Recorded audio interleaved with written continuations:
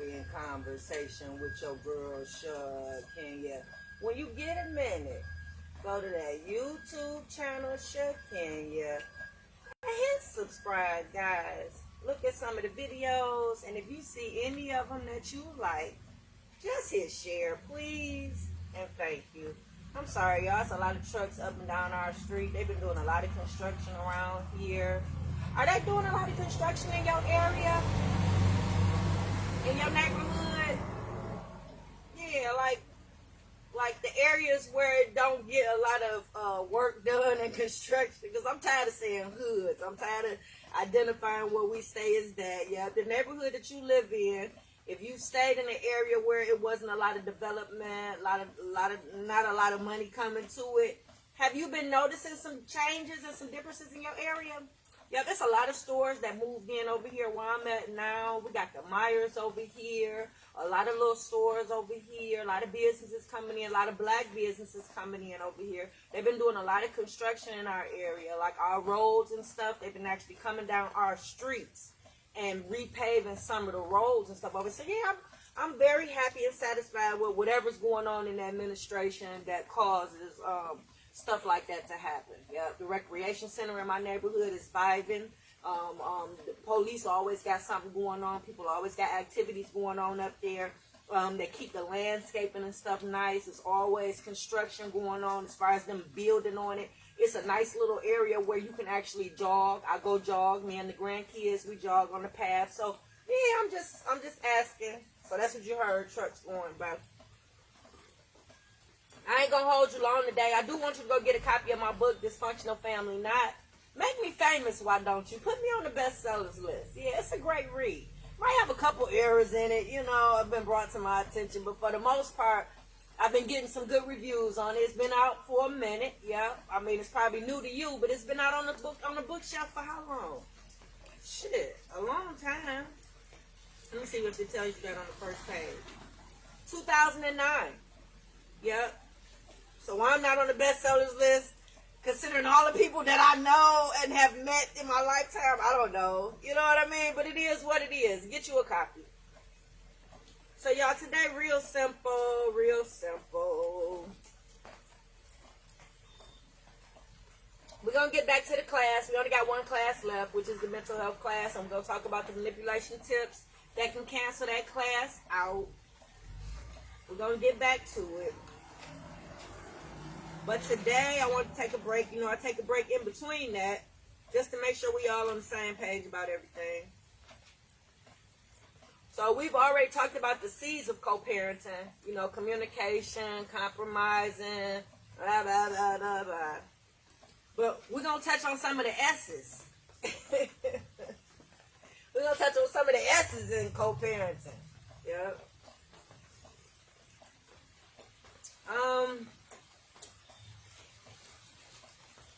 Let me start off by saying parenting should change you as a person. Yep. Certain ways about you, certain things about you. For the good, I would want to say, sometimes for the bad, I don't know, I can't think of anything bad that comes from having a child, as far as you changing. But for the most part, yeah. Like if you struggle with love, like wasn't loved as a child, don't know what love is, never experienced unconditional love before in your life, for some reason, when you have a baby and you bring that little person here in the world, man, it's just, you see life different. You see it through a different lens, it seems like. As soon as that baby here, you hear that first cry, right? And then when you look at them and you smell them and you touching their toes and you counting their fingers, right? It's, man, it's unreal at some point, right? So when that baby comes, that baby depends on you for everything. Every little thing you have to do, from changing it, from washing the baby, from feeding the baby, put clothes on the baby, diapers. I mean, it's just, the list goes on and on and on when they first get here, right? But you learn to be nurturing. Yep, if you've never been nurturing, never had to take care of anything before, don't know what it means to actually do for someone and care. Yeah, you learn to be nurturing. You learn how to care for someone other than yourself. You learn patience. Yeah, it's you can't be selfish. So the first S of the day is selfish. You cannot be selfish when you have children. Yep. Unless you went to a sperm bank, or if you in a situation where a child's parents' rights have been terminated because they abused and neglected the baby, and you solely have to take care of this child, you know, that's not being selfish. That's just probably court ordered. But for the most part, yeah, you got to share that baby because you made that baby with somebody. That's not just yours to keep. Yeah. It's supposed to be equal everything with that baby. Yeah. Equal responsibility with that baby, equal time with that baby. Y'all both should have that opportunity to be in that baby's life, right? Like, my daughter had the best of both worlds after we divorced.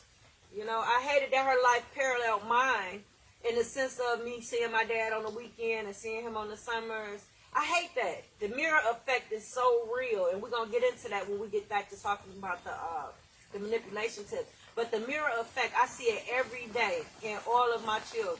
I see it every day. So I know that was a manipulation tip that was used, right? But, yeah, for my child to have the same life that I had, seeing my dad on the weekends and going over there in the summertime, you know, that was her life with us. But she had the best of both worlds, right? It was, we was both there. She still had two loving parents that remained in her life after the divorce. I didn't have no problems dropping her off. I didn't have no problems picking her up. I didn't have no problem sharing her the time that she lived with me. I shared her completely. I dropped her off when I didn't want to drop her off. Like the weekends, like I wasn't desperate for no babysitter, right? Everything that I was a part of and doing, my kids was a part of and doing, right? So she could have went with me anywhere I was going on the weekend. Anywhere. So I didn't have to drop her off, but considering I know I have to share her with him, I dropped her off faithfully every weekend. No problems. It was days that she wanted to go over there during the week, I would drop her off. Because we didn't stay far from each other. Whatever he didn't do, I did. And vice versa.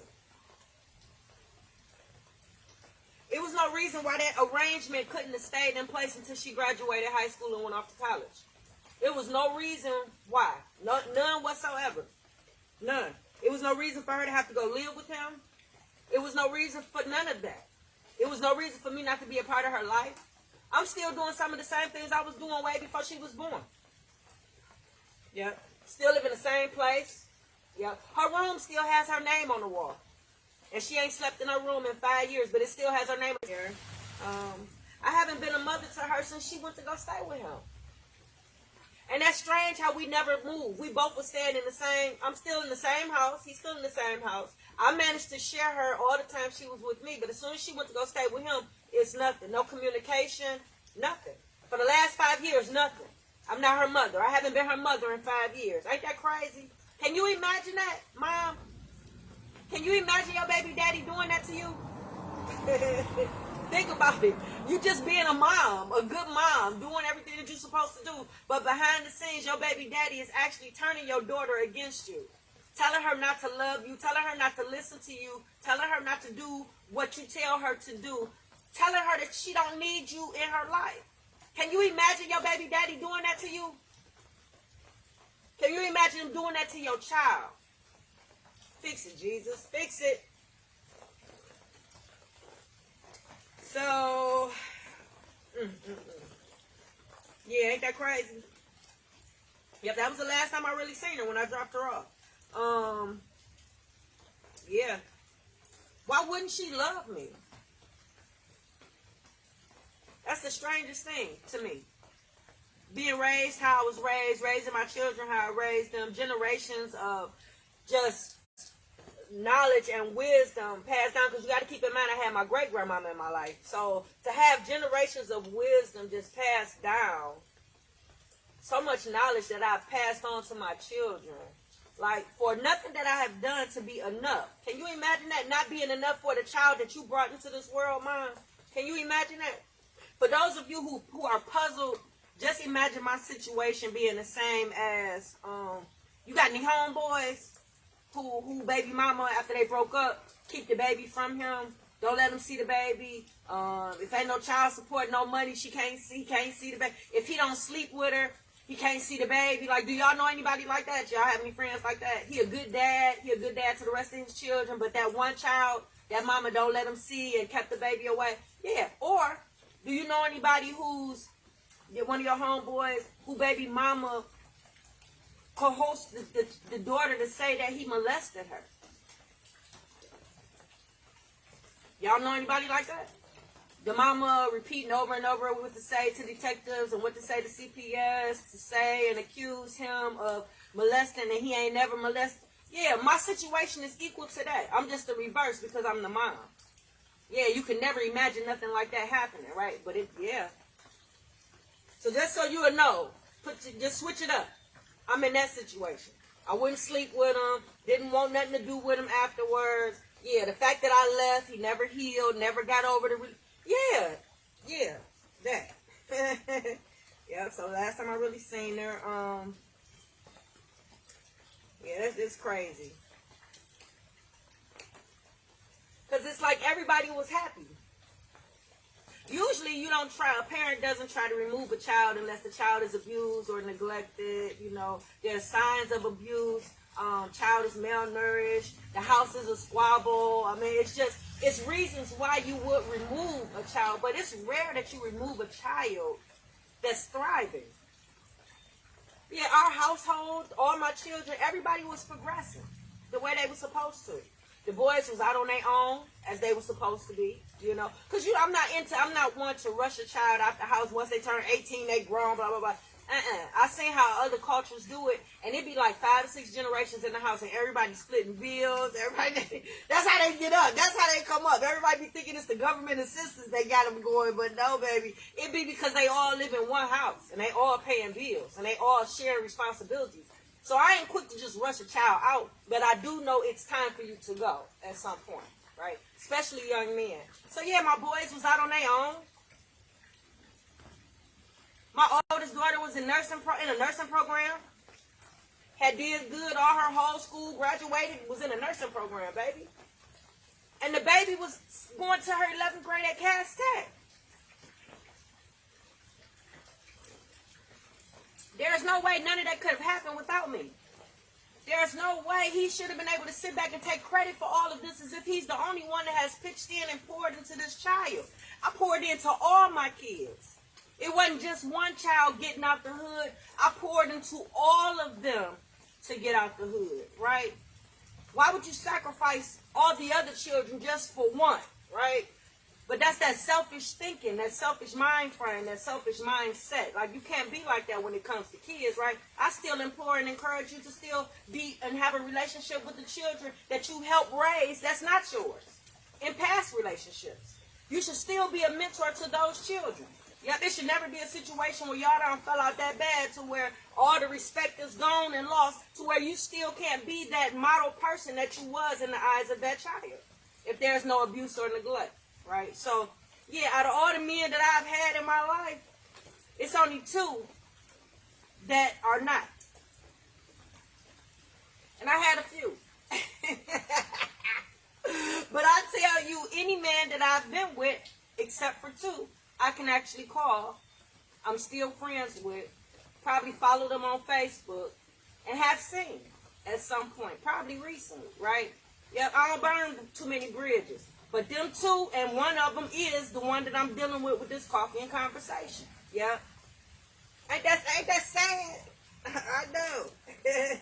It's sad, baby. Yeah, so everybody was happy, everybody was progressing, everybody was doing what they were supposed to do, everybody was where they were supposed to be in life, right? So I was even doing well. Yep, I had just did my interview with Channel 4 about the youth program Attitude Adjustment. Yep, and I think right before that I had just did my interview on Channel 2, right? So it's like I was doing well. I had just did my first trip for the radio show. Yep, so I don't know. I was getting paint jobs. The cleaning contracts was coming in. Like, I don't know. She was in a good environment. I don't know why the dad will fight so hard. I don't know why any parent will fight so hard just because of how they feel about you. Because at some point you're jeopardizing the child's growth and development. I remember her first year in 11th grade, I got calls every day because she was late for her first hour. I got calls because she was late and she wasn't doing good in one of her classes, her math class. Right after she left me to be with him, he couldn't even get her to school. So that's why I don't understand why he fought so hard. You couldn't even get her to school, so and then the call stopped because I know he went in and took my information off the paperwork. Remember I told you got to make sure both y'all information when it comes to school and this and that. Yeah, he went and took all my information off as if I didn't even exist. Yeah, I don't know how none of this is legal. I don't know how any of this is legal. I don't know how anybody even allowed this to happen. I don't know how his mama allowed it to happen or was on board. I don't know how his sister, I don't know how any of the women in her life stood by and allowed this to happen. I couldn't have intimidated all them women. All the women couldn't have been hating on me or have hate for me. All of them couldn't have been jealous. Like, what did I do to any of those women? Where's the village? We got to bring the village back, people. We got to bring the village. Because, see, within the village, you have people, you have elders that stand up and say when stuff is not right. You have people that challenge you when stuff is not right, especially when it comes to those children, right? For the sake and for the life of me being a mother, how I have been just excluded like that. I'm telling you. You can't be selfish when you have a child with somebody. Yeah, you have to share that baby. Yeah, yeah. I don't understand. I don't. So for me not to be a part of her life, and I gave birth to her, I loved her. Yeah, I told her often, I showed her, right? Never neglected, never abused her. Yeah. You got to share the babies, people. You got to share the babies. And then, you shouldn't feel like you still in a relationship with your ex after the relationship is over. And this one right here, it was hard for me to come bring a title to it. I know what I'm trying to say and what I want to say. Because I want to use the word same for the letter S. But it's hard to describe it. So I'm going to try to do the best I can from what I wrote down. You shouldn't feel like you're still in a relationship with your ex-partner. Being around your child, there are going to be some similarities and some characteristics that you see, right? It might be they walk like they daddy. It might be they talk like they daddy. It might be they look like they mama and they smile like when they smile or something like that. It's going to be some because kids mimic what they see and what they're around. So if they're around you and they're around the mama and the daddy, you know, it's certain things that they're going to pick up. That's a given. Right? But you shouldn't feel like you're still in a relationship with your ex. Meaning that some of the things that you used to beef with them about, you shouldn't be seeing it in the baby. Even if it is some type of bad habit that they have or some type of part of them that, you know, is just like, this just going to be them. I don't know. But if they were able to control it, they were able to be disciplined in a relationship by not doing it. Like when y'all break up, I feel the same respect should be there. Like for instance, let's just say in the relationship, you was good for nasty, throwing your clothes around, right? Oh, so she had to get on you about throwing your clothes around, right? So now that you on your own, living by yourself and the kids come visit, you still throw your clothes around, right? But out of respect for that parent, considering that you know that parent is teaching these children about chores, cleaning up, taking care of themselves, right? At least you can do when they come over is pick your clothes up and stuff. Do that make sense to you? Okay. So, yeah, you shouldn't feel like that. Then you shouldn't play a part in a relationship you have with your child. The respect level should be there, blah, blah, blah. Things in the make didn't like to do, blah, blah, blah. Leave your clothes. I said it down. I'm trying to stick to script, y'all, because like I said, it was hard to bring the second S out.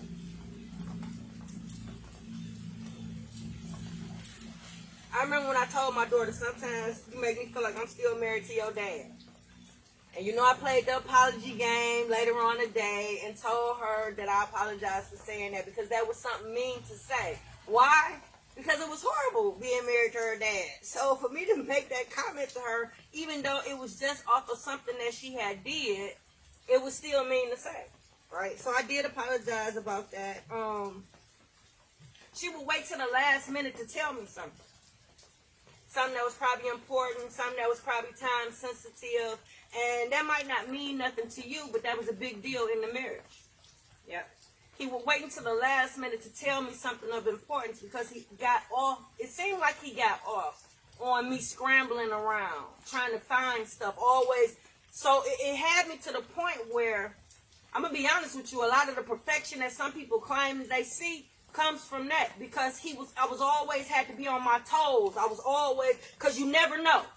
Because he always going to hit that blow at the last minute. So you got to always be prepared. You got to always have a bag packed. You got to always have an escape plan. You got to always have, you got to always have a plan B. So I was already like that when it came to the kids. But the marriage made me get even more detailed and in depth with stuff, because he would always spring stuff on the last minute. So of course, after the divorce, he would still do it. If the baby needs to go somewhere after I dropped her off for the weekend, because you know when the child is in your care, you're supposed to set up transportation, you're supposed to set up all that stuff. Once that child hits your doorstep, you are in charge of this child's itinerary, transportation for this baby. And if you need the other parent, you call them. But if you got people on your side of the family that can pitch in and do it on the days that you got that baby, it'd be nice that you don't have to call the other parent, because the other parent did their duty through the week, most likely.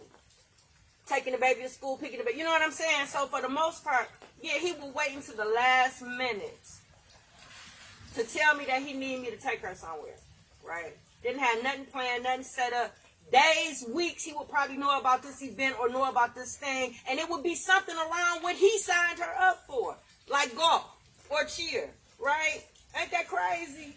And me, I would cancel everything, rearrange my schedule, and do what I got to do for my child, right? But how unfair is that? How unfair is that, right? So, woo, fix it, Jesus, fix it.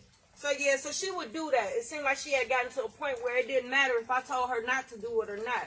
So, right then, I started seeing the respect level drop. So, that lets me know the lack of respect that they have for me over there on the other side. And what I tell you, you got to have an ounce of love and respect for your baby mama, your baby daddy after the breakup. Just for occasions like this. So, I think that was it, y'all.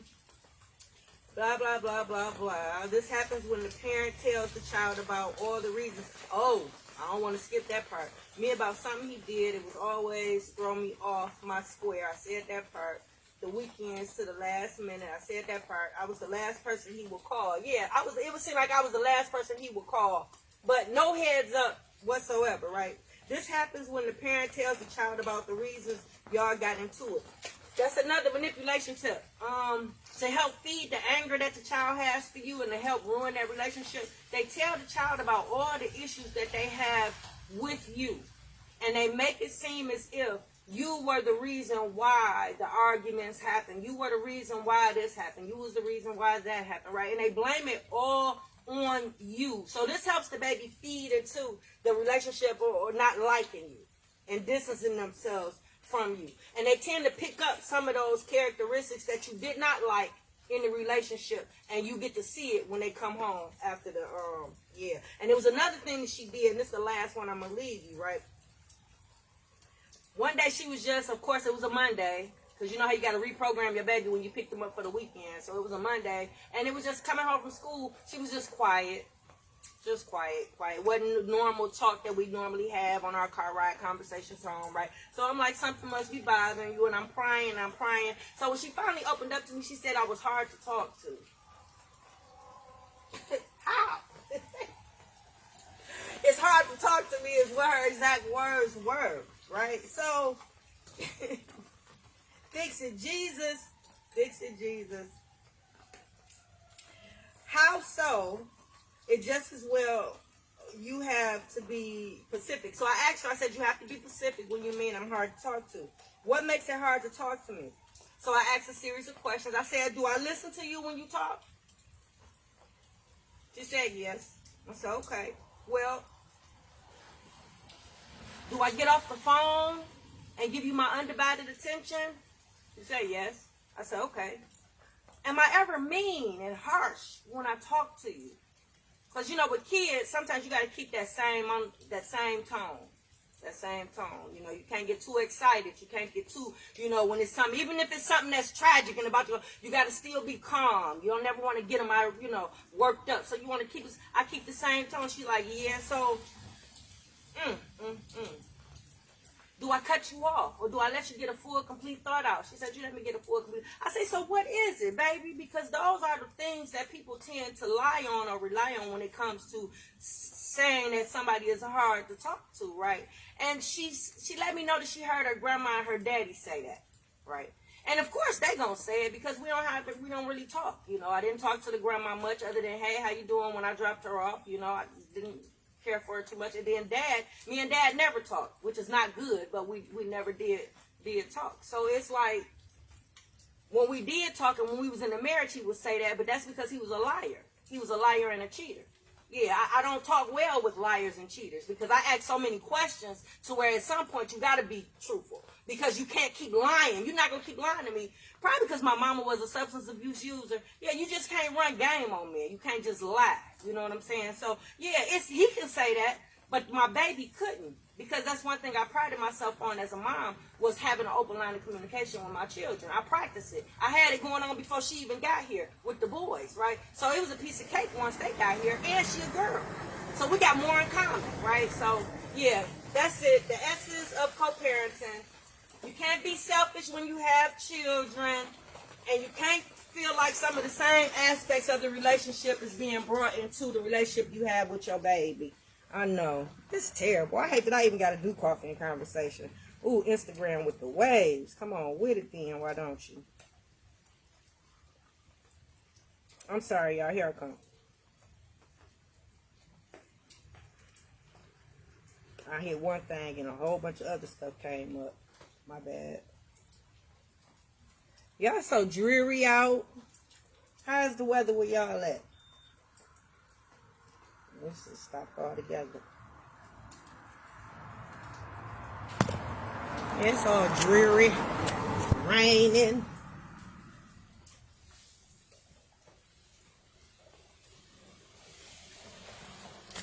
Facebook, you was talking to me? Oh, shoot, it was lit on TikTok, y'all. I had a lot of people on today. Hey, twin. Hey, Robert. Hey, Lena, beautiful. Hey, Maurice. How y'all doing? Hey, Doreen. How you doing, Auntie? Hey, Frank. I know I'm looking crazy, y'all. Shoot, I'm tired, y'all. I'm recovering from that paint job yesterday. Yep, I'm working from home. Okay, I'm out.